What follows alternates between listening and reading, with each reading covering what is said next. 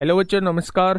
स्वागत है आपका अपने परिवार रोजगार विद अंकित में। तो कैसे हैं आप सब लोग? उम्मीद करता हूं कि आप सब लोग अच्छे होंगे, बेहतरीन होंगे, लाजवाब होंगे, एकदम बिंदास होंगे और साथ ही बहुत अच्छे से आप लोग अपनी पढ़ाई को कर भी रहे होंगे। कृष्णा जहांगीर, चलिए भाई, बहुत शानदार, बहुत शानदार, बहुत लाजवाब। गुड मॉर्निंग भाई, गुड मॉर्निंग। जुड़ेंगे सभी एक बार, सभी दोस्त, सभी को मेरा प्यार भरा नमस्कार, सभी को राधे राधे, सभी को दोस्त जय हिंद। अभिलाष चौबे, सोनू कुमार, कौशल कुमार, अनिल कुमार,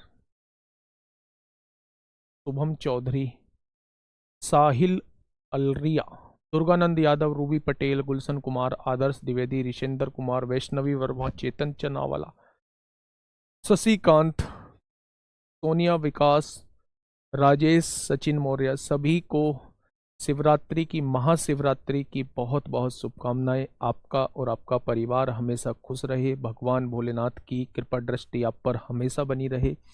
जो आपने सपने संजो कर रखे हैं आपकी मेहनत के हिसाब से, वो आप लोगों को जरूर मिले। भगवान भोलेनाथ आप पर सपनों के मामले में भी कृपा दृष्टि बनाए रखे, है ना भाई। ऐसी मैं भगवान से प्रार्थना करता हूँ। तो बच्चे, अगर मैं बात करूँ सीपीओ के एग्ज़ाम को लेकर, तो मैंने एनालिसिस किया, हमें नहीं लगता कि सीपीओ तक हम लोग जो है वो एग्ज़ाम मतलब कोर्स को कंप्लीट कर पाएंगे। मुझे लगता है कि हम 50-60% कंप्लीट कर पाएंगे।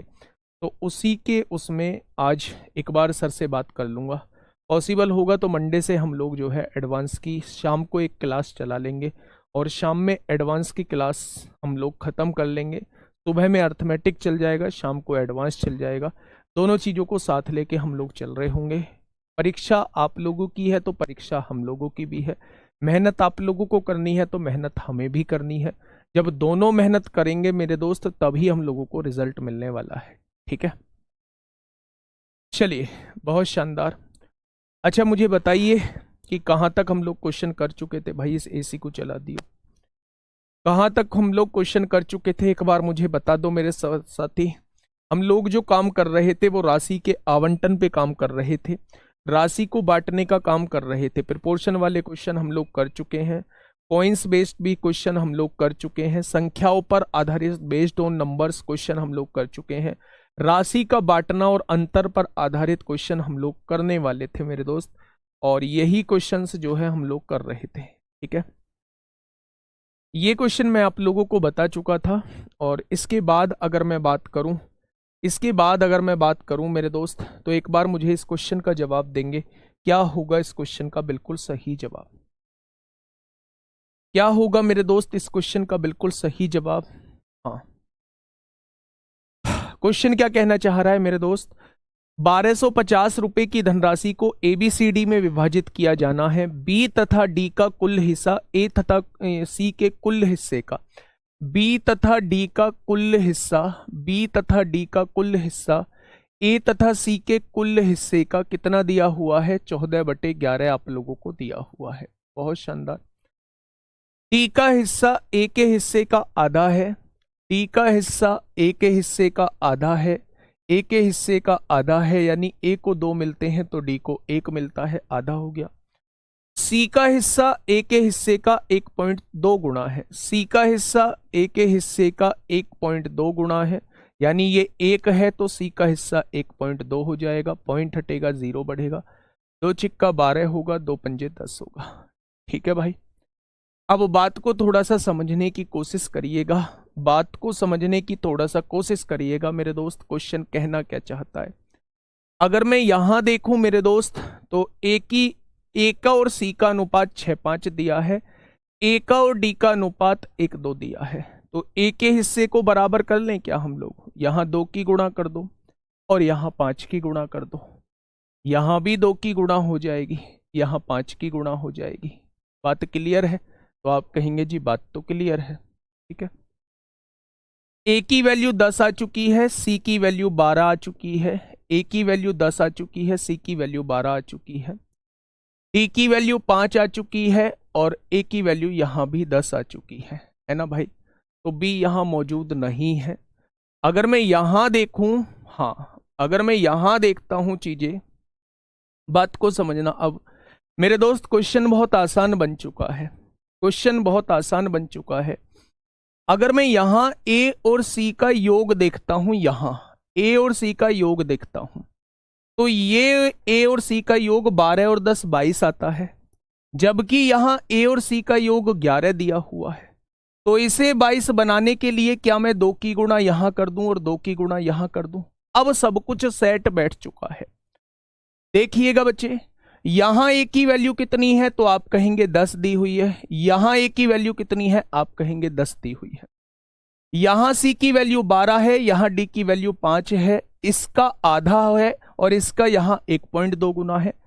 इन दोनों का अगर a प्लस सी का योग पूछता हूं तो 11 है, और a प्लस सी यहां देखता हूं तो ये 22 बैठ रहा है, तो यहां 2 की गुणा कर दी, यहां 2 की, सब कुछ सेट बैठ चुका है।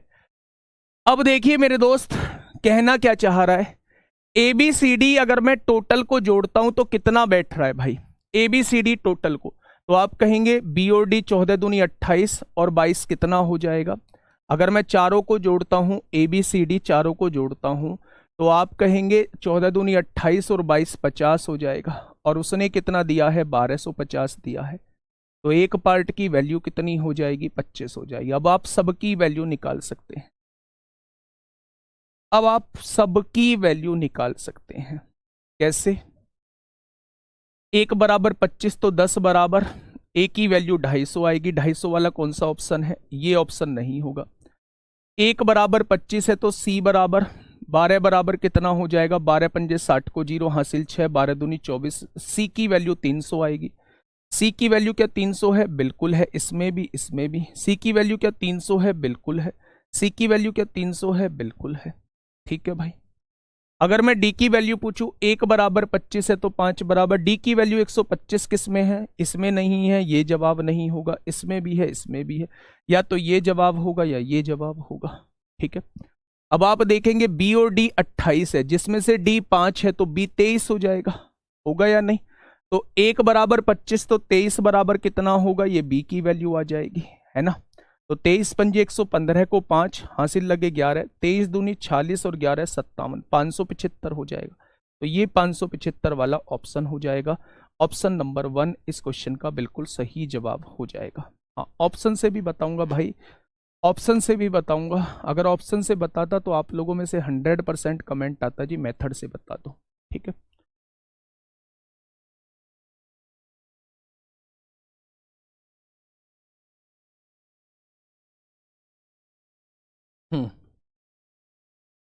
इंग्लिश में दिक्कत है।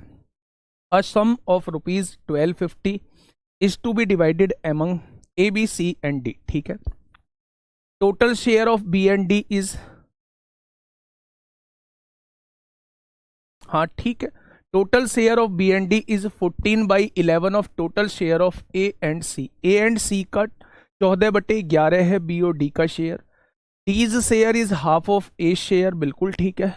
C's share is 1.2 times as share. What are the shares of, बिल्कुल ठीक है। इंग्लिश में जरा सी भी दिक्कत नहीं है, इंग्लिश में जरा सी भी दिक्कत नहीं है। बहुत प्यारा क्वेश्चन है, सीजीएल में पूछा गया क्वेश्चन। देखिए, सबसे पहले इसे मेथड से एक बार समझ लीजिए, फिर हम ऑप्शन से जाने की कोशिश करेंगे। ठीक है, 1250 रुपए की धनराशि को बांटना है, 4 लोगों में बांटना है। उसने कहा है बी और डी का कुल हिस्सा जो है ए तथा सी के कुल हिस्से का 14/11 है। तो बी और डी का कुल हिस्सा ए तथा सी के हिस्से का 14/11 है, ये क्वेश्चन में दिया हुआ है। ठीक है, डी का हिस्सा ए के हिस्से का आधा है, डी का हिस्सा ए के हिस्से का आधा है, अगर ये 2 है तो ये 1 है। सी का हिस्सा ए के हिस्से का 2 गुना है, सी का हिस्सा ए के हिस्से का 2 गुना, अगर ये 1 है तो ये 1.2 गुना है। पॉइंट हटाएंगे 0 बढ़ाएंगे, यानी ये 6 है तो ये 5 है। ठीक है, ये वैल्यूज तो क्वेश्चन में दी हुई है। ठीक है, अब उसने चारों का हिस्सा आपसे पूछा है। आपने इन दोनों रेशो को देखा, बेटा बहुत प्यार से समझना, अगर प्यार से समझोगे तो एक एक चीज समझ में आएगी। आपने इन दोनों रेशो को देखा, आपने देखा ए की वैल्यू यहां 2 है, यहां 10 है, तो यहां 5 है, तो इसे 5 10 बनाने के लिए बच्चा, इन दोनों को सेम करने के लिए आपने यहां 5 की गुणा कर दी, यहां 2 की गुणा। जब 5 की गुणा यहां हुई है तो 5 की गुणा यहां 5/10 हो जाएगा, यहां 2 की गुणा तो यहां 2 की गुणा, ये 12/10 हो जाएगा। ठीक है भाई, ए की वैल्यू यहां 10 हो चुकी है, यहां भी ए की वैल्यू 10 है, डी की वैल्यू 5 है, सी की वैल्यू 2 है। अब आपने एक चीज महसूस करी कि भैया जब हम इन दोनों को जोड़ते हैं, ए और सी को जोड़ते हैं, तो 6 दूनी 12, 12 और 10 22 आएगा, जबकि ए और सी को जोड़ने पर यहां 11 है। तो इस 11 को 22 बनाना पड़ेगा, बराबर तो हर एक चीज करनी पड़ेगी। तो इसे 22 बनाने के लिए 2 की गुणा यहां करनी पड़ी, 2 की गुणा यहां, सब कुछ सेट बैठ चुका है।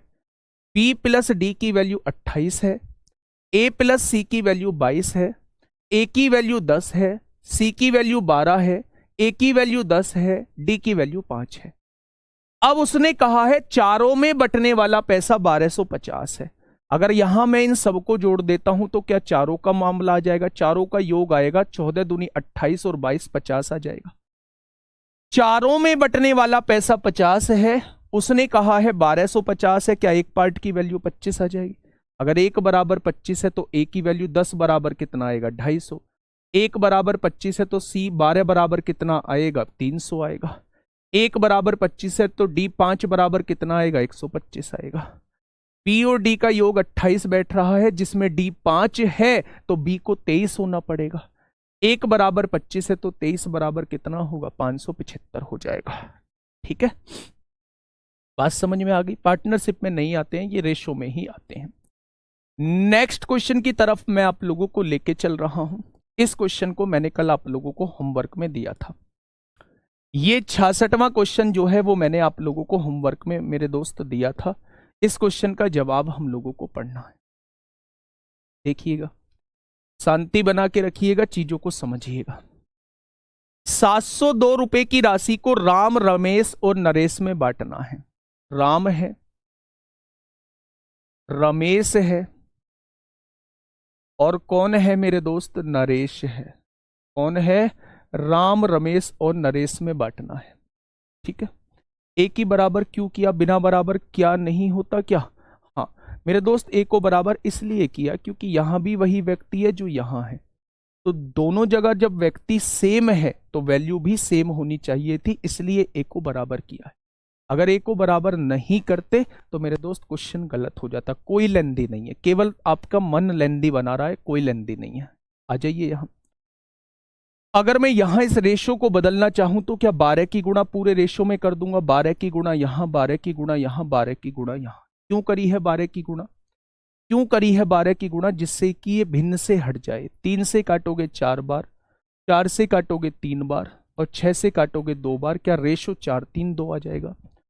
यानी कि मेरे दोस्त 4 3 2 में राशि विभाजित की जानी थी। ये राइट रेशो था जो आप लोगों को डिस्ट्रीब्यूट करना था, जो आप लोगों को बांटना था, जिस रेशो में आप लोगों को बांटनी। ठीक है, लेकिन गलती से रॉन्ग कौन से रेशो में बांट दी हमने राशि, हमने बांट दी 3 4 और 6 के रेशो में बांट दी। ठीक है, किसने सबसे अधिक लाभ कमाया, इसने तो लाभ कमाया नहीं है भाई। पहले से 4 मिलने थे, अब 3 मिल रहे हैं, तो इसने तो लाभ कमाया नहीं है। यहां एक लाभ हुआ है या यहां मैक्सिमम लाभ हुआ है। अगर मैं आप लोगों से यह पूछूं कि पहले राशि कितनी बटनी थी, तो आप कहेंगे 4 और 3 7 और 2 9। पहले राशि 9 बटनी थी, लेकिन क्वेश्चन ने दी है 702। तो क्या एक पार्ट की वैल्यू 9 सत्ते 63, 9 अट्ठे 72, क्या एक पार्ट की वैल्यू 78 हो जाएगी। तो नरेश को मिलने वाली राशि कितनी हो जाएगी, क्या एक पार्ट की वैल्यू 78 है तो 2 पार्ट की वैल्यू 156 हो जाएगी। यानी अगर सही राशि का वितरण होता, अगर सही राशि का वितरण होता तो नरेश को 156 रुपए मिल रहे होते। ठीक है भाई, अब गलत राशि कितनी बट रही है, 4 3 7 और 6 13 बट रही है, और बांटनी कितनी है 702। तो एक बराबर 13 चौका 52, 13 पंजे 65, 13 चौका 52, एक बराबर 54 हो जाएगा। अगर एक बराबर 54 है तो 6 बराबर किसके हो जाएगा, 6 चौक 24 को 4 हासिल 2, 6 पंजे 30 और 2 32, यानी अब राशि 324 बट रही होगी। अब राशि 324 बट रही होगी। तो मेरे दोस्त कितने का लाभ हो गया नरेश को, तो आप कहेंगे 14 में से 6 गया 8 हुआ, 3 यहाँ 11 में से 5 गया 6 और 2 में से 1 गया, 168 रुपए नरेश को फालतू मिले हैं। यानी नरेश को होने वाला लाभ कितने का होगा? नरेश को होने वाला लाभ 168 रुपए का हो जाएगा। कोई दिक्कत समस्या ही नहीं है भाई। पहले जो राशि बटनी थी 702 रुपए की, जो राशि बटनी थी वो 4-3-2 के अनुपात में बटनी थी। अगर मैक्सिमम लाभ पूछ रहा है तो यहां तो लाभ होना नहीं है, या तो यहां लाभ होगा या यहां लाभ होगा। अगर देखा जाए तो यही सबसे ज्यादा लाभ हम लोगों को दिखाई दे रहा है मेरे दोस्त। अगर मैं देखूं पहले कितनी राशि बटनी थी, 4 और 3 7 और 2 9 रुपए राशि बटी थी। पहले उसने कहा 702 बटी थी, तो एक पार्ट की वैल्यू 78 है, तो दो पार्ट की वैल्यू, यानी सही राशि अगर बट रही होती तो इसे 156 रुपए मिलते। लेकिन राशि गलत बट गई, 4 3 7 और 6 13 रुपए राशि बट गई, और राशि बटनी थी 702, तो एक पार्ट की वैल्यू 54 है, तो 6 पार्ट की वैल्यू 324 हो जाएगी।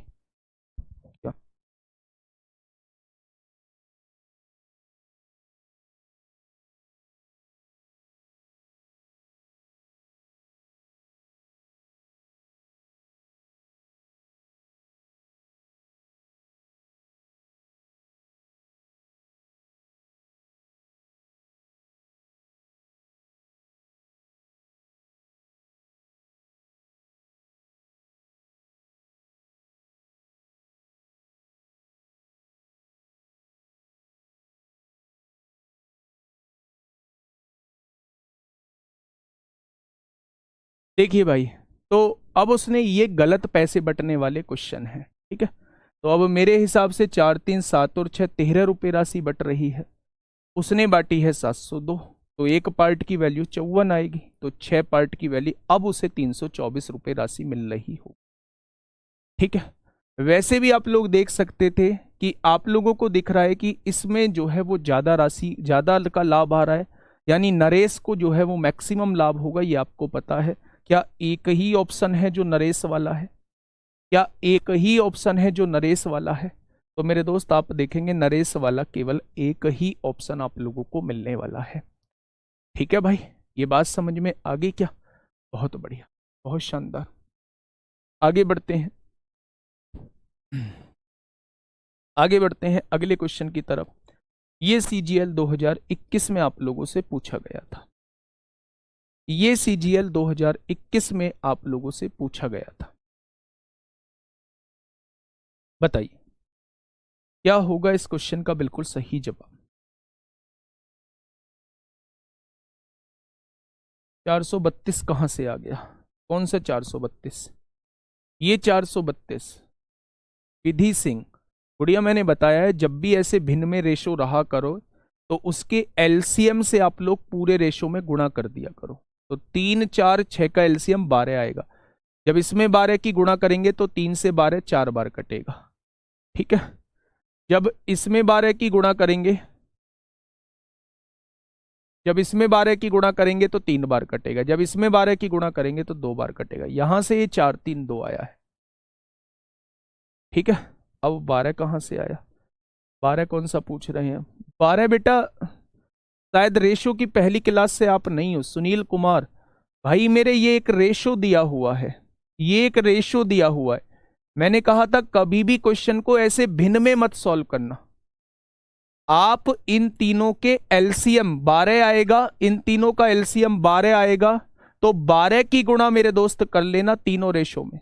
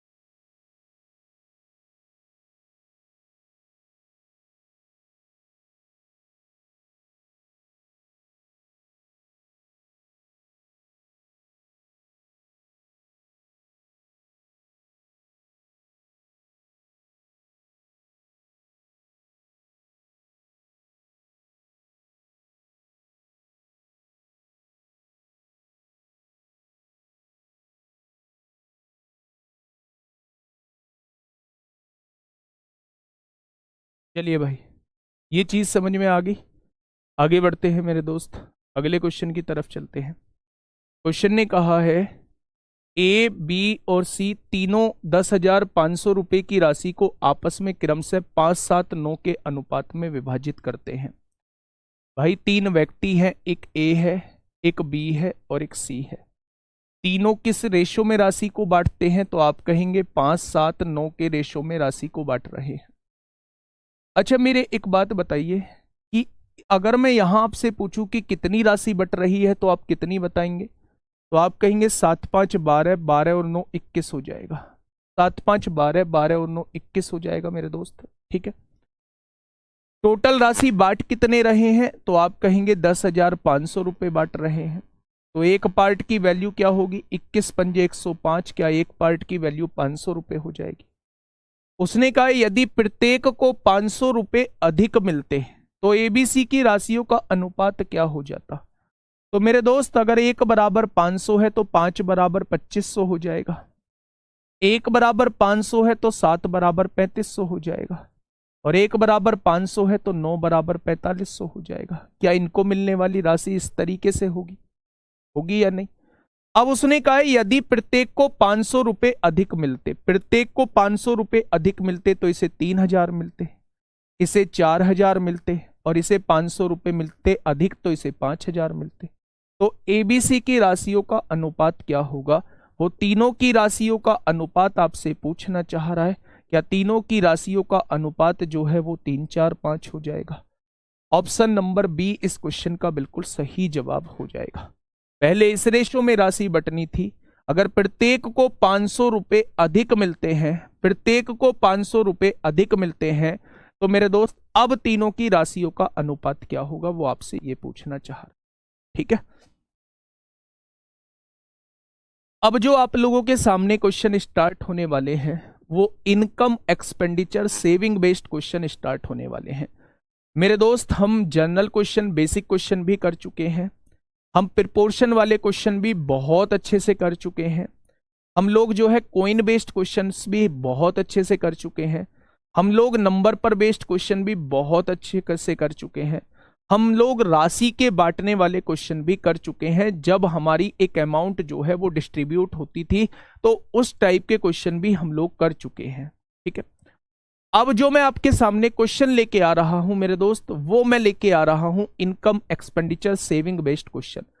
हमने जो भी कमाया है, हाँ, हमने जो भी कमाया है, जो भी राशि हम लोगों की इनकम है, वो दो ही चीजों में वो राशि बटेगी।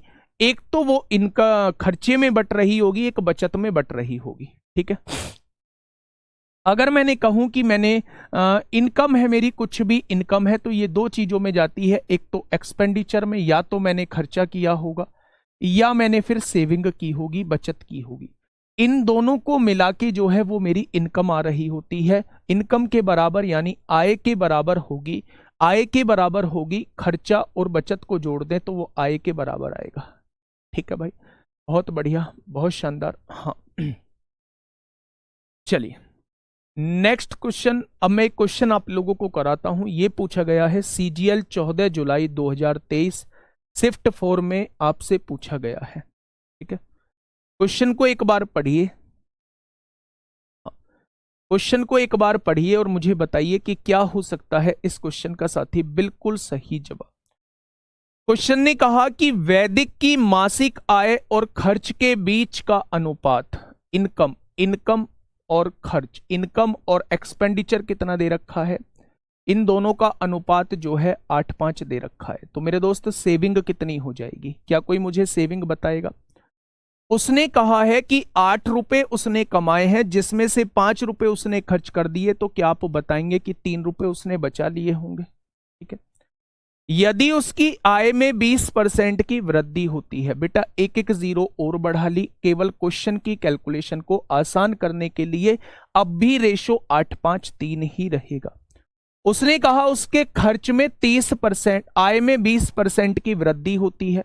अगर 20% की वृद्धि होती है तो जब मैं आय का 20% निकालता हूं तो यानी उसकी इनकम जो है वो 16 रुपए बढ़ जाती है। ठीक है भाई, उसके खर्च में 30% की वृद्धि होती है। जब मैं उसके खर्चे का 30% निकालता हूं तो 15 रुपए उसका खर्चा बढ़ जाता है। अब आप मुझे ये बताइए कि 16 रुपए वो फालतू कमा रहा था, जिसमें से उसने 15 रुपए फालतू खर्च कर दिए, तो क्या अब 1 रुपया फालतू बचा रहा होगा? भाई 16 रुपए फालतू कमाए हैं, उस कमाए हुए में से 15 रुपए पहले से ज्यादा खर्च कर दिए, तो क्या 1 रुपया पहले से ज्यादा बचा लिया होगा? तभी तो दोनों को जुड़ के 16 के बराबर आएगा। यानी उसकी बचत जो है वो 1 रुपया पहले से बढ़ जाती है।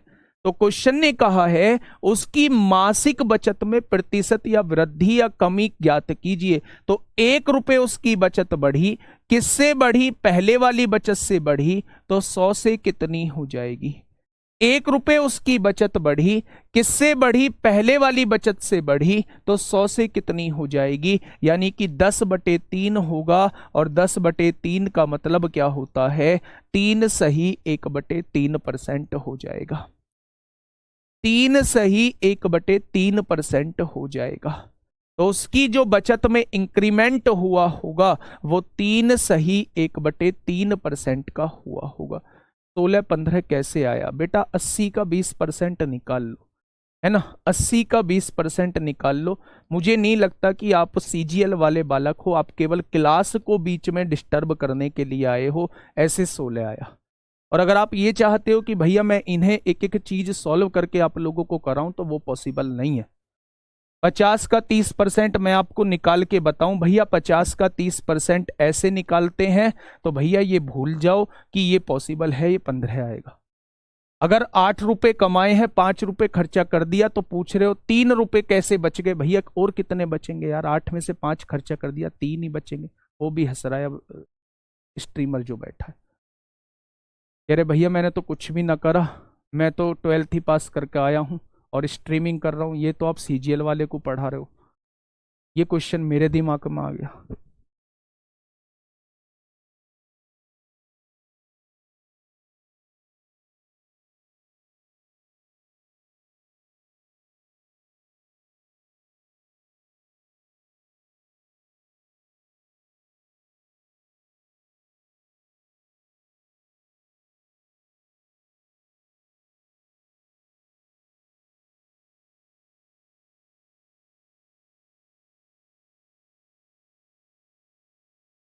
चलिए बेटा, ये जीरो बढ़ाने का कारण केवल इतना सा है, जीरो बढ़ाने का कारण केवल इतना सा है, 88 लेते आप, 8 रुपए आपने इनकम ले ली, इसका 20% निकालते, तो ये मेरे दोस्त पॉइंट में निकल के आता 1.6, है ना? फिर आपको पॉइंट में सॉल्व करना पड़ता। मैंने बस जीरो, मैंने कहा तो रेशो नहीं बदलना चाहिए। आप जीरो 1 बढ़ाने की बजाय आप 2 जीरो बढ़ा लो, कोई फर्क नहीं पड़ता, बिना जीरो बढ़ाए हो जाएगा। लेकिन पॉइंट में आपको चीजें फिर सॉल्व करनी पड़ेंगी। थोड़ा सा भाई अपनी तरफ से, आप बुरा मत मानना, आपको अपनी तरफ से भी थोड़ा सा जो है वो इनिशिएट लेना होगा। थोड़ा सा हर क्वेश्चन पे आपको बढ़ चढ़ के हिस्सा लेना होगा। मुझे समझाने में दिक्कत नहीं है, लेकिन मेरे दोस्त इतनी छोटी छोटी सी चीजें पूछोगे तो फिर कैसे बात बनेगी? बताइए क्या होगा इस क्वेश्चन का बिल्कुल सही जवाब? Question number 69।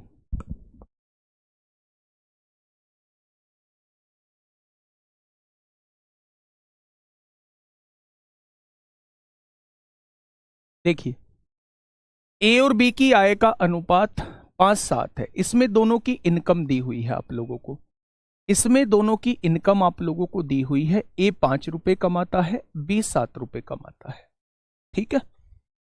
यदि ए और बी की बचत 4,000 और 5,000 है, ए की बचत कितनी है? 4,000 है, और बी की बचत कितनी है? 5,000 है। ये सेविंग आप लोगों को दी हुई है।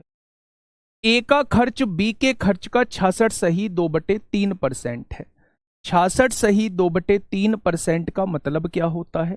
क्या इसकी फ्रैक्शन 2/3 होती है? उसने कहा है ए का खर्च जो है वो बी के खर्च का, अगर बी जो है वो 3 रुपए खर्चा करता है, तो इसका 66 सही 2/3, यानी ए जो खर्चा करता होगा वो 2 रुपए खर्चा करता होगा। क्या ये बात समझ में आई या नहीं? क्या ये बात समझ में आई या नहीं, बस मुझे ये बता दीजिए। ये जो लाइन मैंने लिखी है ये बात समझ में आ गई? बेटा दोनों की इनकम का रेशो 5-7 दिया हुआ है, मैंने दोनों की इनकम का रेशो लिख लिया। दोनों की सेविंग जो है वो 4,000-5,000 दी हुई है, मैंने दोनों की सेविंग 4,000-5,000 लिख ली। उसने कहा है ए की जो खर्चा है वो बी के खर्चे का 66 सही 2/3 है। 66 सही 2/3 का मतलब 2/3 होता है। यानी बी की अगर खर्चा 3 रुपए है तो इसका 66 सही 2/3 निकालेंगे तो ए का खर्चा जो है वो 2 रुपए आ जाएगा। ये बात समझ में आ गई? अब मैंने आप लोगों को क्रॉस मेथड बताया था। जब भी शुरुआत में रेशो दिया हुआ हो, कुछ घटाने और जोड़ने के बाद का रेशो आप लोगों को दिया हो, तो आप लोग जो है मेरे दोस्त क्या लगा सकते हैं, आप लोग जो है इसमें क्रॉस मेथड लगा सकते हैं। ठीक है भाई, क्रॉस मेथड कैसे लगाएंगे? आपने इसकी गुणा इसमें करनी है और इसकी गुणा जो है वो इसमें करनी है। 4×12,000 में से 10,000 जाएंगे तो कितना बचेगा? आप कहेंगे 2,000 बचेगा। इसकी गुणा इसमें 5×15 7×2=14, 15 में से 14 जाएंगे तो 1 बचेगा। ठीक है, उसने पूछा है ए और बी की कुल आय बताओ, यानी कि वो ए और बी की कुल आय पूछ रहा है, तो 7 और 5 12 पार्ट की वो वैल्यू पूछ रहा है। अगर 1 बराबर 2,000 है तो 12 बराबर कितना हो जाएगा? तो आप लोग कहने वाले हैं दोनों की टोटल आय जो है वो 24,000 हो जाएगी। दोनों की टोटल आय जो है वो कितनी हो जाएगी? तो आप कहेंगे 24,000 हो जाएगी। जब भी आप लोगों को दोनों की इनकम का रेशो दिया हुआ हो, दोनों के सेविंग्स दी हुई हो और दोनों के एक्सपेंडिचर का रेशो दिया हुआ हो, आप हमेशा क्रॉस मेथड से कर रहे होंगे। बहुत सारे बच्चों को 66 सही 2/3% समझ में नहीं आया है, तो पहले इसे समझ लो। 66 इसकी गुणा इसमें करोगे 198 होगा, उसमें 2 जोड़ोगे तो 66 सही 2/3 का मतलब होता है 200/3 परसेंटेज आपके सामने लिखी हुई है। जब परसेंटेज हटाओगे तो मेरे दोस्त नीचे 100 लिखोगे, जब परसेंटेज हटाओगे तो नीचे 100 लिखोगे, और जब इसकी फ्रैक्शन बनाओगे तो ये फ्रैक्शन 2/3 निकल के आएगी। यानी जब आप इस वाली वैल्यू का ये वाला प्रतिशत निकालते हो तो वो ये वाली संख्या निकल के आती है। 3 का 66 सही 2/3 निकालोगे तो वो 2 निकल के आ जाएगा। ठीक है भैया, वही काम मैंने किया है कि जब आप 3 का, उसने कहा है बी के खर्चे का 66 सही 2/3 जो है वो ए का खर्चा है, तो बी का खर्चा 3 मान लिया, तो इसका 66 सही 2/3 जो है वो ए का खर्चा है। क्या ए का खर्चा 2 हो जाएगा? बस मैंने इसलिए 3 और 2 माना है। ठीक है, हमेशा अगर आपको यह देखना हो कि कौन सी चीज कहां लिखनी है, हमेशा इनकम यहां लिखना, यहां सेविंग लिखना, और उसके बाद का जो रेशो हो वो हमेशा बीच में लिखना। ठीक है, बहुत बढ़िया। तो ये आपके समझ में आ गया। ऊपर वाले में किया तो है भाई मेरे, आप यहां देखो 5×3=15 होगा, 7×2=14 होगा, 15 में से 14 गया तभी तो 1 बचा है। एक पार्ट की वैल्यू 2,000 है, तो दोनों की इनकम की वैल्यू कितनी हो जाएगी? 24,000 हो जाएगी। ठीक है, चलिए एक और क्वेश्चन आप लोगों के सामने है, फटाफट बताइए क्या होगा इसका बिल्कुल सही जवाब। बिल्कुल ऐसा ही क्वेश्चन है।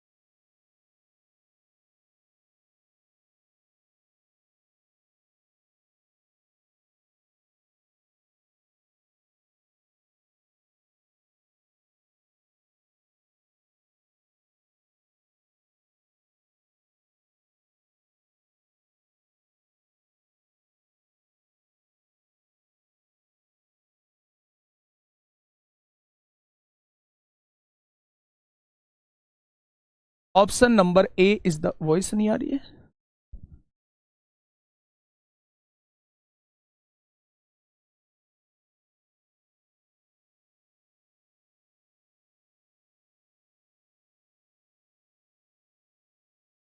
चलिए, तो क्रॉस मेथड दोस्त आप लोग लगा लेंगे, है ना।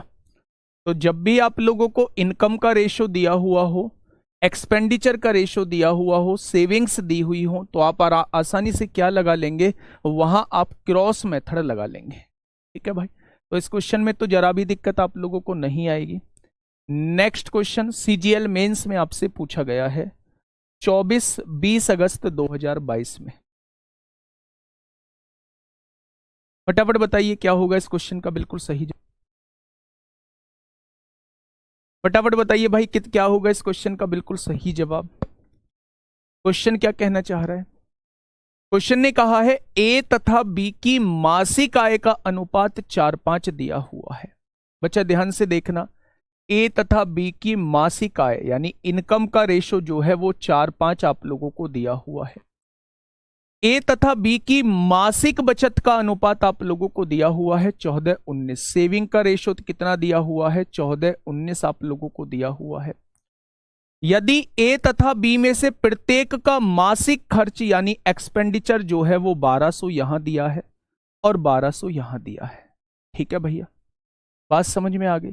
तो उसने कहा है ए तथा बी की मासिक आय के बीच अंतर कितना है, यानी वो एक पार्ट की वैल्यू आपसे पूछना चाह रहा है। ठीक है, हाँ। अब यहां आइए मेरे साथी, बात को समझिएगा। अगर मैं यहां देखता हूं तो यहां एक चीज समझ में आएगी कि इसकी गुणा इसमें करोगे तो 14 गुणा 1200 आएगा, और इसकी गुणा इसमें करोगे तो 19 गुणा 1200 आएगा। तो इसका मतलब 19 गुणा 1200 में से 14 गुणा 1200 आप लोगों को घटाना होगा। ठीक है, ज्यादा वाले में से कम वाला घटाना होगा। यहां देखिए 19 चौक 76 होते हैं, 14 पंजे 70। 19 चौक 76 और 14 पंजे 70, 70 में 76 में से 70 जाएंगे तो 6 बचेगा। ठीक है, यहां देखेंगे अगर 1200 दोनों में से कॉमन आ जाएगा, यहां 19 बचेगा और यहां 14 बचेगा। यहां देखेंगे तो 6 बराबर 1200 रहेगा और 19 में से 14 जाएंगे तो 5 रहेगा। यानी 6 की वैल्यू कितनी हो जाएगी? 6 की वैल्यू जो है वो 6000 हो जाएगी। तो 1 की वैल्यू जो है वो 1000 हो जाएगी।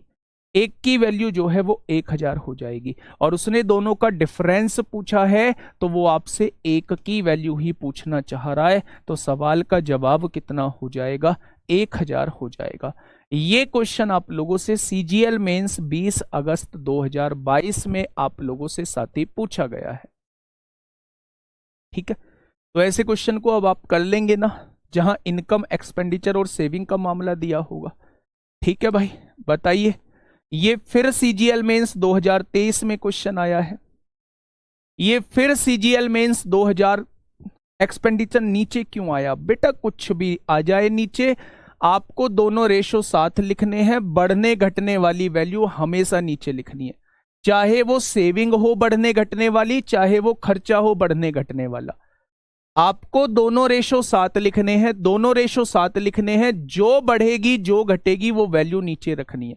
उसने कहा दोनों की इनकम का रेशो ये था, दोनों की बचत का रेशो ये था, और उनका खर्चा जो है वो ये है, तो इस बार नीचे खर्चा लिख दो। ऐसा नहीं है कि सेविंग को बीच में ही लिखना है, आपको यह है कि दोनों जो रेशो हैं वो बराबर में होने चाहिए। घटने और बढ़ने वाली वैल्यू हमेशा नीचे लिखी जाएगी। ठीक है, बताइए। Question number 72। एक पूछ रहा जी 6 कहां से आया, है ना। नहीं बताऊंगा तो भाई साहब परेशान हो जाएंगे। 19 चौक कितने होते हैं? 76 होते हैं। 14 पंजे 70, कह देंगे भाई पैसा तो हमने भी दिया है। 70 में से 70 जाएगा तो 6 बचे। ठीक है, चलिए इस क्वेश्चन को बताइए भैया क्या होगा इस क्वेश्चन का बिल्कुल सही जवाब। तरीका सेम ही होगा, चाहे वो सेविंग का रेशो दे, चाहे वो एक्सपेंडिचर का रेशो दे। ठीक है, 2 कर्मचारियों की आय का अनुपात, इनकम का रेशो कितना दे रखा है? 2 कर्मचारियों की, 2 कर्मचारियों की इनकम का रेशो जो है वो 7:4 आप लोगों को दिया हुआ है।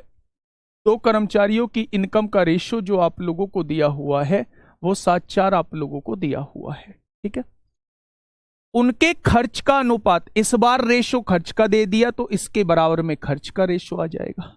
ठीक है, यदि उनमें से प्रत्येक 4800 रुपए की बचत करता है, ये भी 4800 रुपए बचाता है और ये भी 4800 रुपए बचाता है, तो उनकी मासिक आय का योग क्या है, यानी दोनों का योग पूछ रहा है, 11 पार्ट की वैल्यू पूछ रहा है।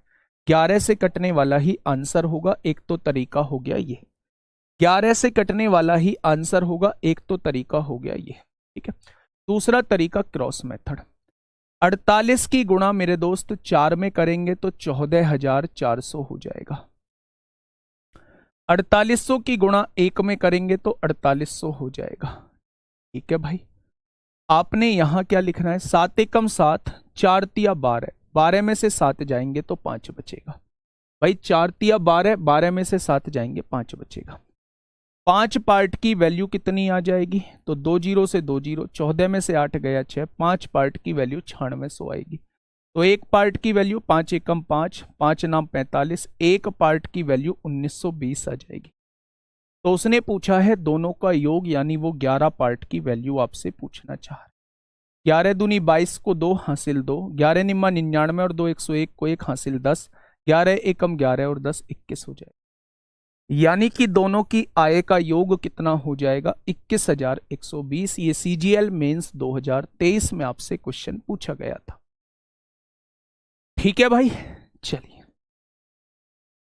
नेक्स्ट क्वेश्चन आप लोगों के सामने है। नेक्स्ट क्वेश्चन आप लोगों के सामने है एमटीएस 5 अक्टूबर 2021 में ये क्वेश्चन आप लोगों से पूछा गया है। एमटीएस 5 अक्टूबर 2021 में आप लोगों से ये क्वेश्चन साथ ही पूछा गया है। एक बार क्वेश्चन को पढ़ेंगे और जितनी बात क्वेश्चन ने बोली है बस उतनी बात अपनी कॉपी पे लिखेंगे और मुझे बताएंगे क्या उतनी बात आप लोग लिख पाए हैं। क्वेश्चन ने कहा है ए और बी की मासिक आय का अनुपात 2:3 है। ए और बी की मासिक आय का अनुपात यानी इनकम का रेशो 2:3 दिया हुआ है। ठीक है, हाँ, उनकी बचत का अनुपात, सेविंग का अनुपात जो है वो 3:4 आप लोगों को दिया हुआ है। अब देखना आगे की बात पढ़ना। यदि ए की आय, आगे क्या कह रहा है, ए की आय यानी ए की आय कौन सी है, ए की इनकम ये है, बी की बचत के बराबर है, इसके बराबर है। क्वेश्चन ने कहा है यदि ए की इनकम बी की बचत के बराबर है, भैया क्या ये बराबर है, तो आपने कहा जी ये तो बराबर नहीं है। अगर बराबर नहीं है तो बराबर कर दो, बराबर तब होंगी जब यहां 2 की गुणा कर दोगे। अगर आपने यहां 2 की गुणा करी है तो मेरे दोस्त 2 की गुणा यहां भी करनी होगी रेशो को मेंटेन करने के लिए। यानी कि यहां जो व्यक्ति है वो 4 रुपए कमाता है, यहां जो व्यक्ति है वो 6 रुपए कमाता है। 4 रुपए में से 3 रुपए बचा लेता है तो खर्चा कितना करता होगा, 1 रुपए, और 6 रुपए में से 4 रुपए बचा लेता है तो खर्चा कितना करता होगा, 2 रुपए। तो उसने पूछा है ए और बी के खर्चे का अनुपात बताइए, तो क्या आपका जवाब 1:2 हो जाएगा? क्या आपका जवाब जो है वो 1:2 हो जाएगा? तो आप कहेंगे जी बिल्कुल हो जाएगा। बस जो उसने ये कंडीशन दी है यहां से यहां तक, अगर आपने इसको वेरीफाई करा दिया, ए की आय को बी की बचत के बराबर कर दिया, ए की आय को बी की बचत के बराबर कर दिया, बी की बचत 4 है, इसको 4 करने के लिए इसमें 2 की गुणा, तो यहां भी 2 की गुणा होगी क्योंकि हमें रेशो को सेम रखना है। ठीक है भाई, ये बात समझ में आ गई। तो ये इनकम का रेशो आप लोगों को दिया हुआ है, ये सेविंग का रेशो आप लोगों को दिया हुआ है मेरे दोस्त, और इनकम में से सेविंग घटाएंगे तो एक्सपेंडिचर का रेशो आपके सामने आ जाएगा। ठीक है,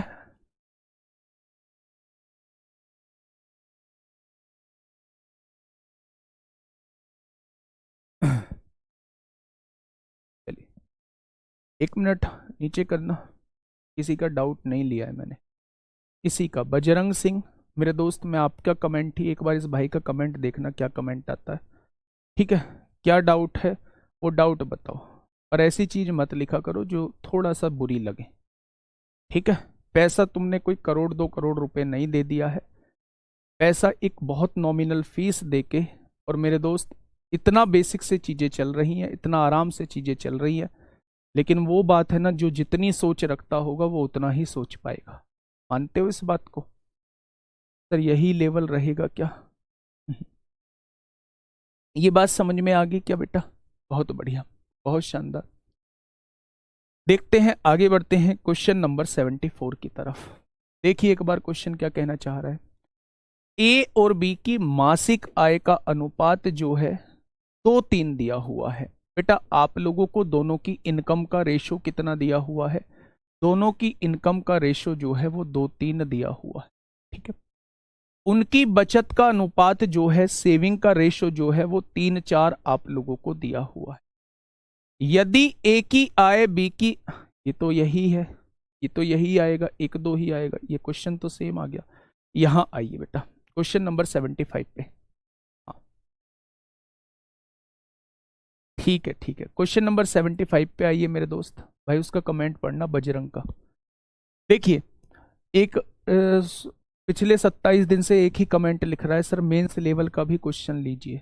मेंस लेवल, मुझे ये नहीं पता कि मेंस लेवल भाई की नज़रों में है कौन सा। CGL mains 2023, CGL mains 2022,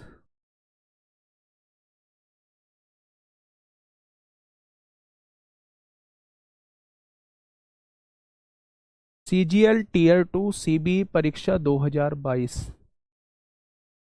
CGL tier 2 ये कल करा दिया था 2022। पता नहीं कौन सी, हाँ कौन सी, पता नहीं क्या है, मतलब उनकी नज़रों में मेंस की, कौन से मेंस की बात कर रहे हैं वो। चलिए इस क्वेश्चन पे आइए। हाँ ये तो हम लोग कर चुके थे, इस पे आइए 75 पे। 75 क्वेश्चन क्या कह रहा है बच्चे? ये क्वेश्चन जो है, हाँ भाई डाउट बताओ, डाउट क्या है? बजरंग सिंह जी मेरे भाई डाउट बताओ। इन कमेंट्स को, इन कहानी को मत लिखो, डाउट बताओगे तो डाउट का सॉल्यूशन हो पाएगा। यहां सुनिए ध्यान से। हीरे की कीमत, ये क्वेश्चन बहुत पूछा जाता है मेरे दोस्त। हीरे की कीमत उसके वजन के वर्ग के समानुपाती है। समानुपाती का मतलब मैंने समझाया होगा, डायरेक्टली प्रोपोर्शनल दोस्त होता है।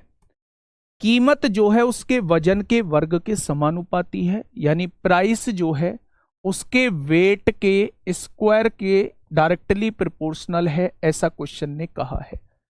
यानी जितना उसका वजन होता है उसका, हाँ जितना उसका वजन होता है उसका वर्ग कर दोगे तो आपके सामने प्राइस निकल के आ जाएगा, ठीक है।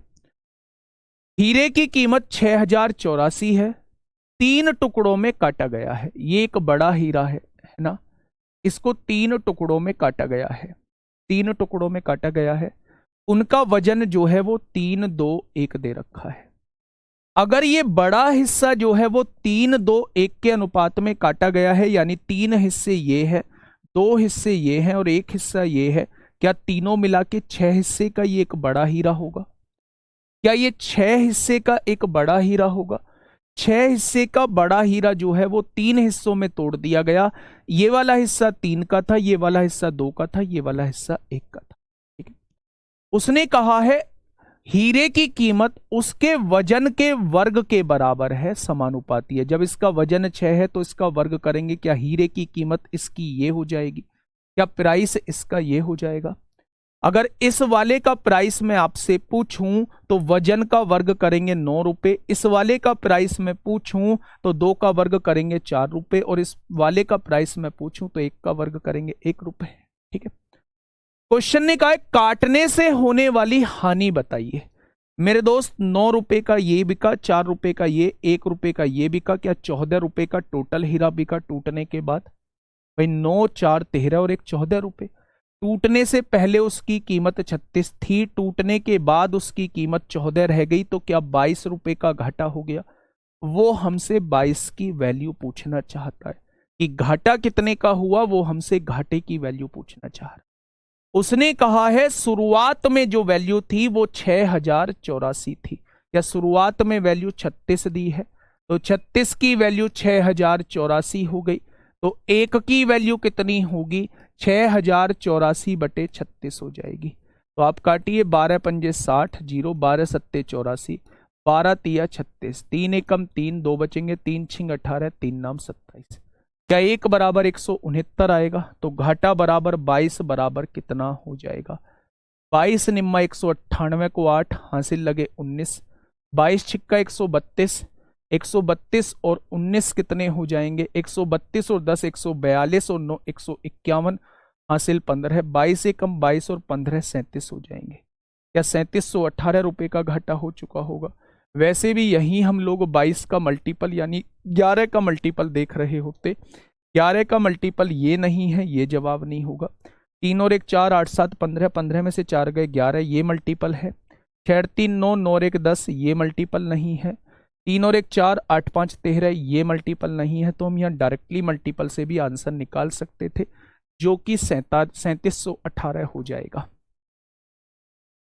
कितना हो जाएगा मेरे दोस्त? जो कि 3718 इस क्वेश्चन का साथी बिल्कुल सही जवाब जो है वो हो जाएगा। ये बात समझ में आ गई? दोबारा से समझिए। उसने कहा है हीरे की कीमत उसके वजन के वर्ग के समानुपाती है, यानी जितना भी उसका वजन रहेगा उसका वर्ग कर दोगे तो उस हीरे की कीमत आ जाएगी। एक हीरे को 3 हिस्सों में तोड़ा गया जिनकी वैल्यू 3 2 1 दी हुई थी, यानी टूटने से पहले जो हीरा रहा होगा वो 6 पार्ट का रहा होगा।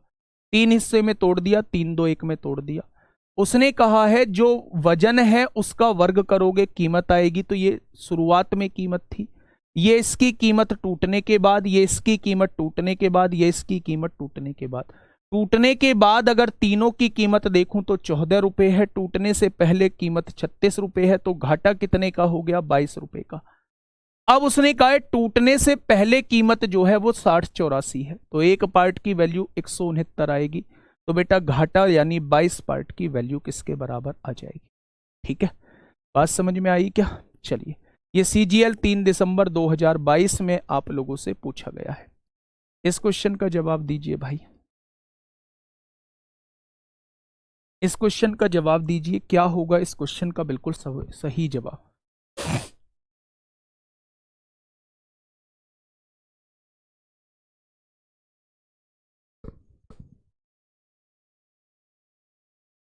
क्या होगा दोस्त इस क्वेश्चन का बिल्कुल सही जवाब? एक बार देखिए।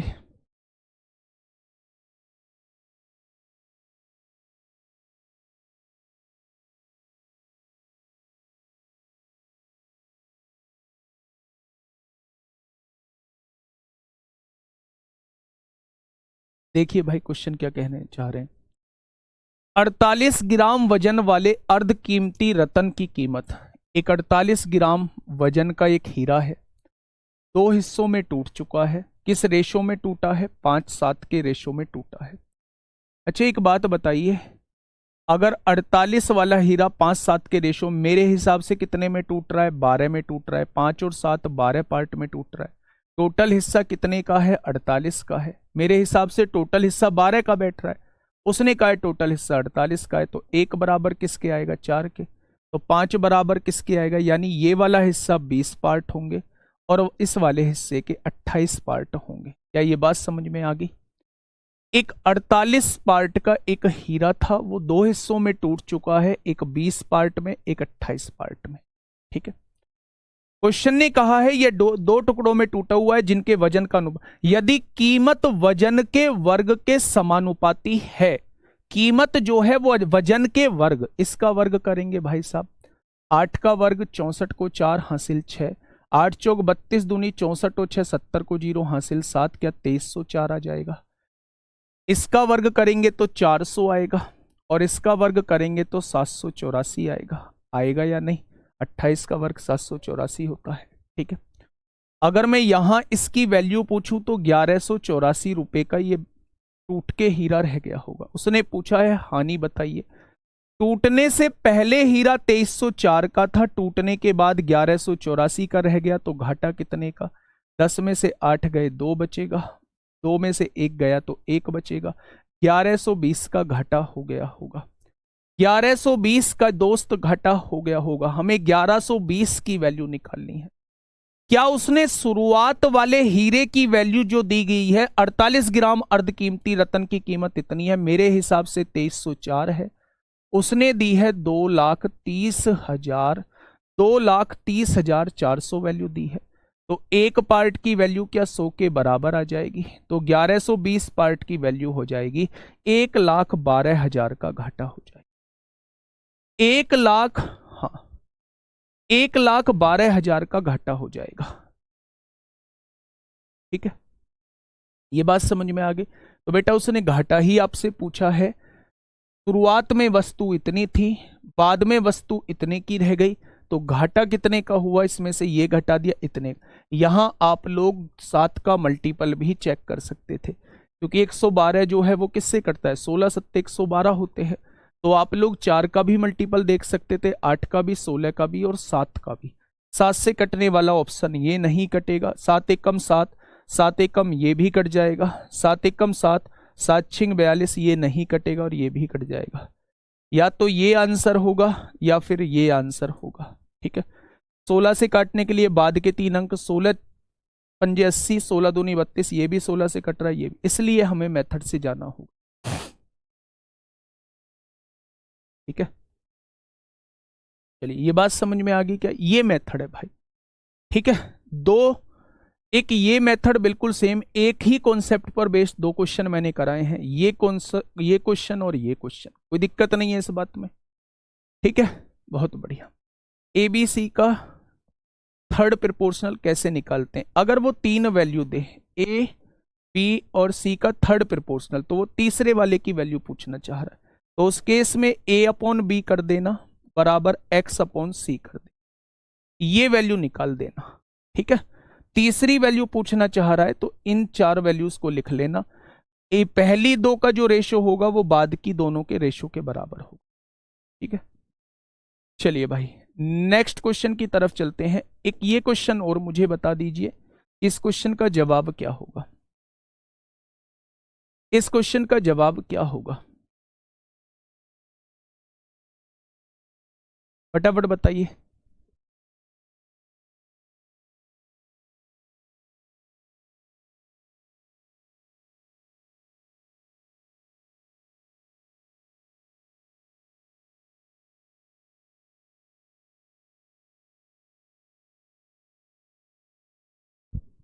हम्म, हम्म, डी वाला 3 से नहीं कटेगा, डी वाला 3 से नहीं कटेगा, 3 से कटने, 3 से ये भी तो नहीं कट रहा, 3 से हम देखेंगे क्यों, 3 से काटेंगे क्यों, 3 से कैसे पता चला भाई अजय कुमार, 3 से ये भी तो नहीं कट रहा, 1120, बताइए।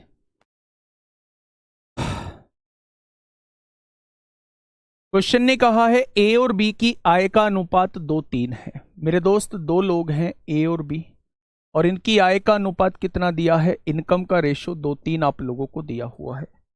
उनके खर्च का अनुपात, एक्सपेंडिचर का रेशो जो है वो 1:2 दिया हुआ है। यदि बी के खर्च का 90% ए की आय के बराबर है, बी के खर्च का इसका 90% ए की आय के बराबर है, ए की आय के बराबर है, तो ए और बी की बचत का अनुपात क्या होगा। ठीक है, अब देखिए मेरी बात को थोड़ा सा समझिए, बी के खर्च का 90%, इसका 90% निकालना है, 90% निकालोगे तो चीजें पॉइंट में आएंगी। मेरी तरह थोड़ा सा एक बार यहां सोचो, अगर 90% निकालोगे तो 1 जीरो से 1 जीरो, 1 जीरो बचेगी, तो क्यों ना हम 1 जीरो बढ़ा लें।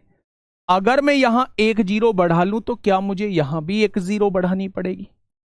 उसने कहा है बी के खर्च का, बी का खर्च है ये, इसका 90% आप निकालिए, इसके 90% के बराबर है ए की आय, तो इसका 90% क्या 18 आएगा।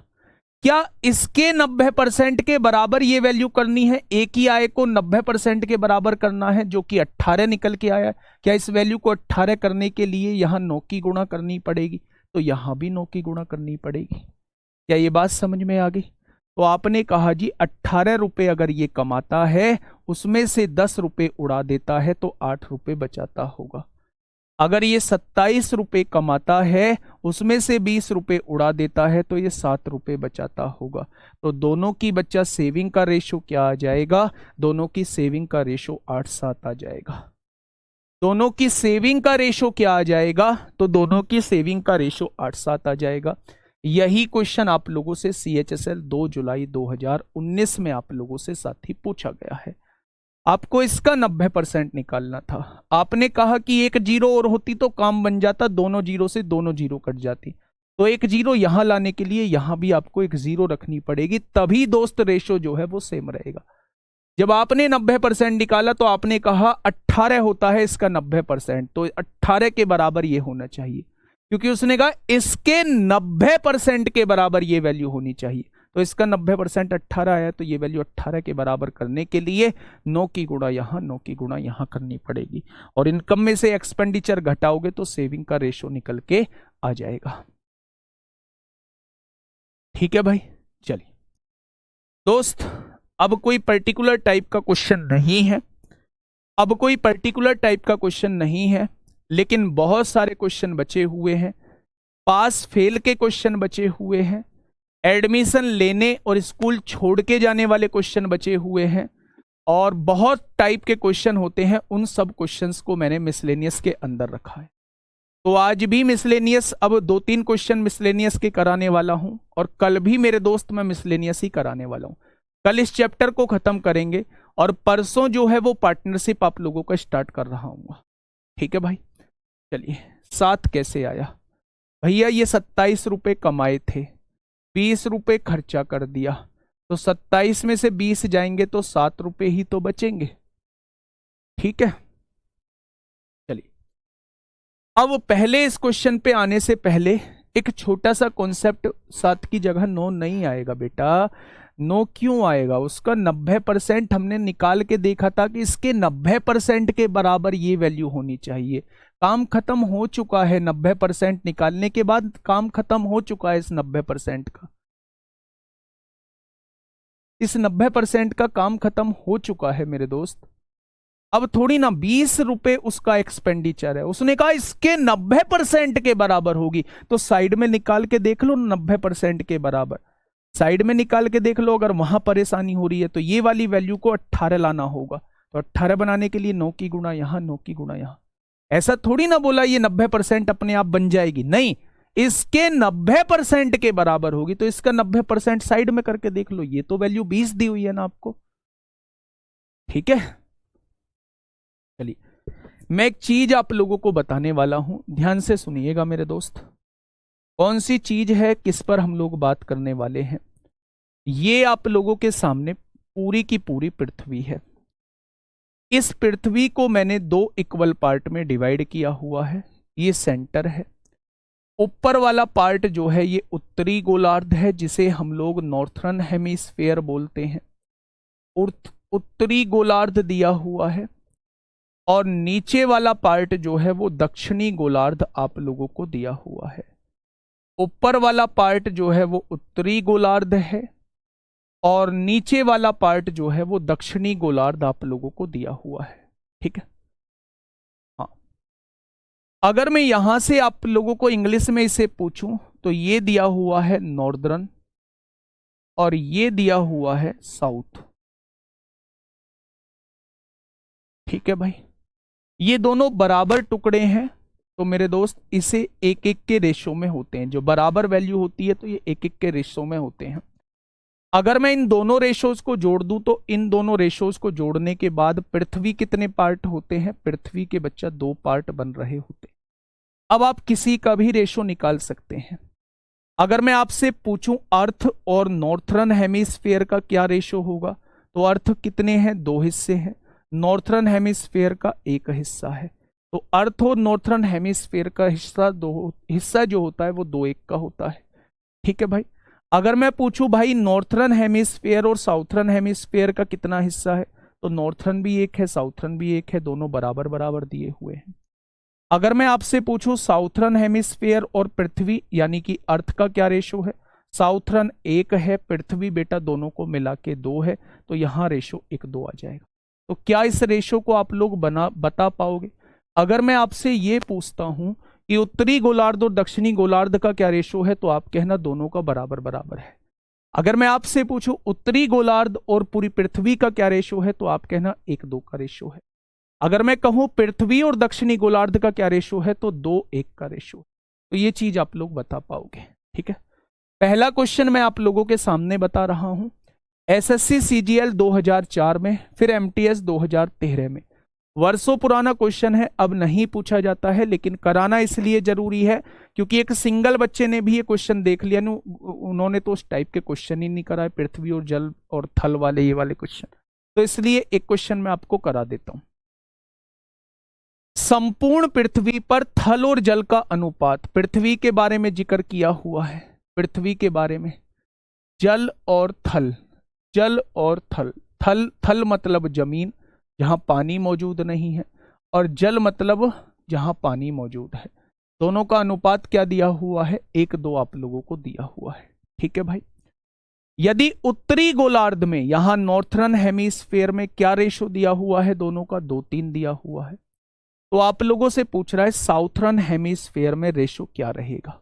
ठीक है, आप एक चीज जानते हो, वो कौन सी चीज है? अगर मैं पृथ्वी और नॉर्थर्न हेमिस्फेयर का रेशो पूछूं तो क्या आप कहेंगे इन दोनों का रेशो 2:1 होता है? जब आपने देखा कि पृथ्वी पर थल और जल को मिला के कितना बैठ रहा है, 3, यहां थल और जल को मिला के कितना बैठ रहा है, 5 बैठ रहा है। अगर दोनों का रेशो देखता हूं तो 3:5 आता है, लेकिन लाना कितना है, 2:1 लाना है। जब भी एक रेशो को दूसरे रेशो में बदलना हो तो सबसे पहले इन वैल्यूज को बराबर करिए। कैसे करोगे इन वैल्यूज को बराबर? बेटा 5 की गुणा यहां करिए, 3 की गुणा यहां करिए। क्या ये दोनों बराबर हो चुके हैं? यहां मेरे दोस्त 5 की वैल्यू करिए गुणा, यहां 5 की गुणा, यहां 3 की करी है तो यहां भी 3 की गुणा, यहां भी 3 की गुणा। क्या ये रेशो बराबर आ चुके हैं? अब ये बराबर आ चुके हैं तो इसे 2:1 में बदलना है, तो यहां 2 की गुणा, यहां 1 की गुणा। अब मुझे बताओ कितना रेशो हो गया? 15 से 15 कट गया, क्या 2:1 में बदल गया? तो बेटा 2 की गुणा यहां है तो 2 की गुणा यहां, और 1 की गुणा यहां है तो 1 की गुणा यहां। क्या कोई दिक्कत है आप लोगों को?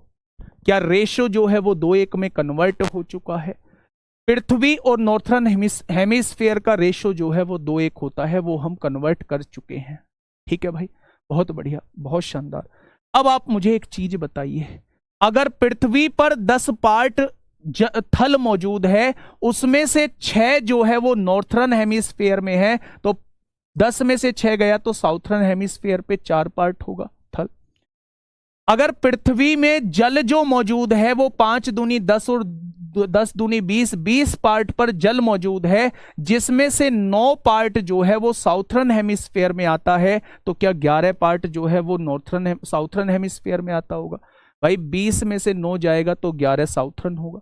नॉर्थर्न और साउथर्न को मिला के ही तो पृथ्वी बनती है, तो 4 और 6 10 हो जाएगा, 9 और 11 20 हो जाएगा। या तो पृथ्वी में से नॉर्थर्न घटा दो, साउथर्न आ जाएगा, पृथ्वी में से नॉर्थर्न घटा दो, साउथर्न आ जाएगा, और पृथ्वी नॉर्थर्न और साउथर्न को जोड़ेंगे तो पृथ्वी आ जाएगा।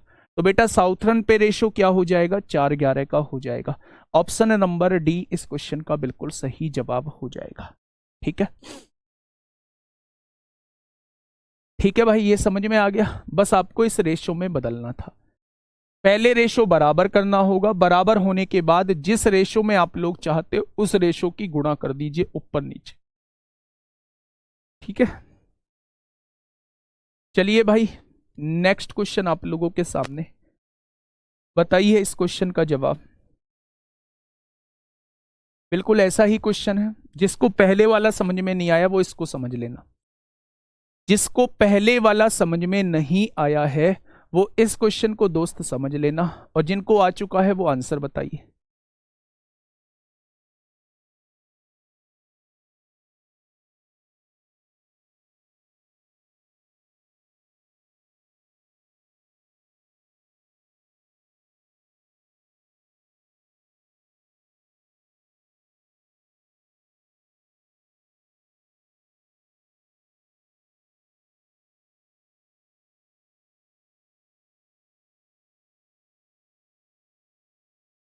इसके बाद परसेंटेज बेटा 2 दिन में, 3 दिन में निपटा दूंगा, 3 दिन में नहीं, पार्टनरशिप और 3 दिन में नहीं, 2 दिन में निपटा दूंगा पार्टनरशिप, है ना।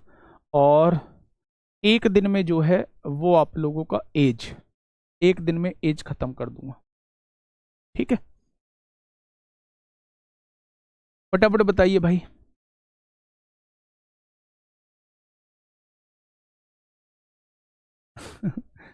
सर आपके आशीर्वाद से अभी अभी तक नहाया नहीं हूँ, भोलेनाथ को जल भी अर्पित करना है। चलिए, जिसको नहीं आया है वो इसको समझ लेना। उत्तरी तक तथा दक्षिणी गोलार्ध पर भूमि और जल का अनुपात दिया है। बेटा भूमि ध्यान से समझना, कमेंट मत कर देना बस। अब उत्तरी और दक्षिणी गोलार्ध पे, नॉर्थरन और साउथरन पर बच्चे। अच्छा, दोनों का रेशो क्या होता है? नॉर्थरन और साउथरन का 1-1 होता है, ये तो मैं बता के आया। इस पर जो दिया है 2-7 दिया है, और इस पर जो दिया है 5-13 दिया है। जब दोनों को मिलाया तो यहाँ 9 पार्ट टोटल नॉर्थरन था, और 13 और 5 18 पार्ट साउथरन था। क्या ये रेशो जो होना चाहिए वो बराबर बराबर होना चाहिए? क्या ये दोनों बराबर बराबर हैं? तो आपने कहा नहीं, तो बराबर बराबर करो, यहाँ 2 की गुणा करो। क्या ये बराबर बराबर हो चुके हैं? बिल्कुल हो चुके हैं। क्या रेशो 1-1 बन चुका है? तो आप कहेंगे बिल्कुल 1-1 बन चुका है, ठीक है। अगर नॉर्थरन, बच्चा ये पृथ्वी थी, ये नॉर्थरन है, ये साउथरन है, नॉर्थरन और साउथरन दोनों को जोड़ देंगे तो क्या पृथ्वी बन जाएगी? अगर मैं पृथ्वी पर रेशो निकालना चाहता हूं तो क्या दोनों को जोड़ना होगा? 4 ये 5 ये 9 हो जाएगा, 14 ये 13 ये 27 हो जाएगा। तो पृथ्वी पर रेशो क्या आ जाएगा? 1-3 का आ जाएगा। पृथ्वी पर रेशो क्या आ जाएगा? 1-3 का आ जाएगा, ठीक है भाई। तो पृथ्वी पर जो रेशो आने वाला है वो 1-3 का रेशो आने वाला है, ठीक है। चलिए, तो ऐसे क्वेश्चन को आप लोग करने वाले हैं, है ना। आइए भैया इस क्वेश्चन पे फटाफट। मैंने कहा था बहुत जगह क्रॉस मेथड लग रहा होता है, बहुत जगह क्रॉस मेथड लग रहा होता है। तो एक बार इस क्वेश्चन को थोड़ा सा समझिए। क्वेश्चन नंबर 80, क्वेश्चन नंबर 80 आप लोगों के सामने है। क्या कहना चाह रहा है क्वेश्चन? किसी परीक्षा में पास और फेल छात्रों का अनुपात, पास होने वाले 5 हैं और फेल होने वाले 2 हैं, दोनों का अनुपात आप लोगों को दिया हुआ है। भाई पास कितने हैं? 5 हैं। फेल कितने हैं? तो आप कहेंगे 2 है। टोटल कितने हो जाएंगे? 5 और 2 7 हो जाएंगे, ठीक है भाई। उसने कहा यदि फेल होने वाले छात्रों की संख्या 14 ज्यादा होती, फेल होने वाले छात्रों की संख्या 14 ज्यादा होती, यानी फेल होने वाले छात्र 14 ज्यादा होते, 14 ज्यादा होते तो पास होने वाले छात्र 14 कम होते। भाई अगर फेल 14 ज्यादा हो रहे हैं तो पास जो है वो 14 कम हो रहे होंगे, टोटल तो बदल नहीं रहा है। अगर मैं कहूं कि पहले 10 लोग पास हो रहे थे और 2 लोग फेल हो रहे हैं, अब 9 लोग पास हो रहे हैं तो 1 फेल हो रहा होगा, 3 लोग फेल हो रहे होंगे। तो अगर फेल होने वालों की संख्या बढ़ती है, 14 ज्यादा होती फेल होने, तो 14 कम पास हुए होते, ठीक है। तो उसने कहा उत्तीर्ण और अनुत्तीर्ण छात्रों का अनुपात 4-3 हो जाता, पास और फेल का अनुपात 4-3 हो जाता। क्या यहां आप एलिगेशन क्रॉस लगा सकते हो? पहले दोनों का अनुपात 5-2 दिया हुआ है, फेल 14 ज्यादा हुए हैं तो पास 14 कम हुए होंगे, और अब अनुपात 4-3 बन गया, तो क्या यहां क्रॉस मेथड लगा पाओगे?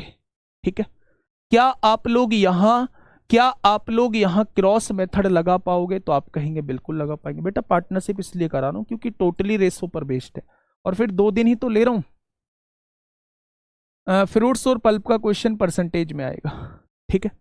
अब लगाओ मेरे दोस्त इसमें क्रॉस, 14 चौका 56 होंगे, उसमें से कम वाला घटाइए, 14 तिया 42 माइनस कर दीजिए, ठीक है।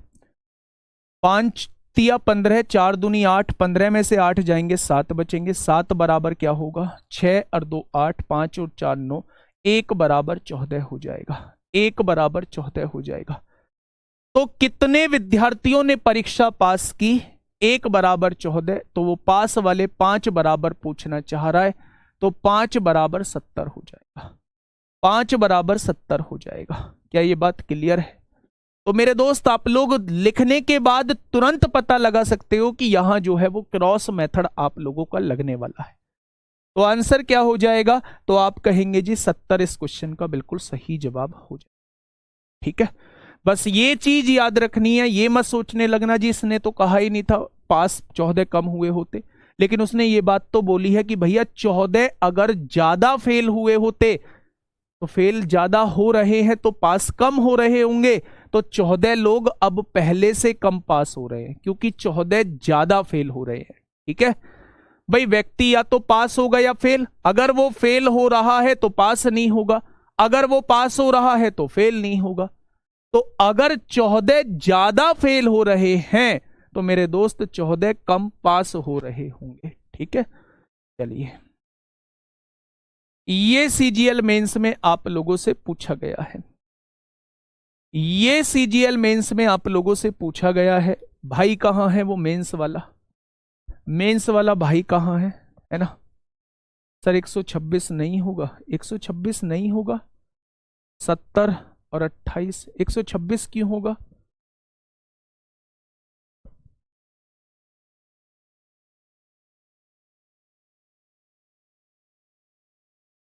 ये क्वेश्चन जो है आपके लिए होमवर्क का क्वेश्चन है, मेंस का क्वेश्चन होमवर्क का क्वेश्चन आप लोगों के लिए है मेरे दोस्त। ठीक है, इस क्वेश्चन को आप लोग एक बार देखना, बिल्कुल ऐसा ही है, क्रॉस मेथड से होगा। एक परीक्षा में पास होने वालों की संख्या और फेल होने वाली संख्या अनुपात ये दिया है, एक और छात्र उपस्थित हुआ होता, टोटल में एक बढ़ा रहा है, और फेल जो है एक 3 कम हुए होते, तो पास और फेल की छात्रों की संख्या का अनुपात ये हो जाता।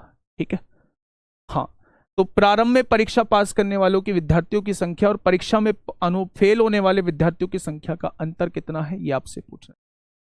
ठीक है बच्चे, चलिए आज के लिए इतना ही, मन लगा के पढ़ाई करिए, कल इस चैप्टर को खत्म कर देंगे, परसों पार्टनरशिप पढ़ेंगे, और उस एक दिन में जो है वो आयु हम लोग पढ़ रहे होंगे।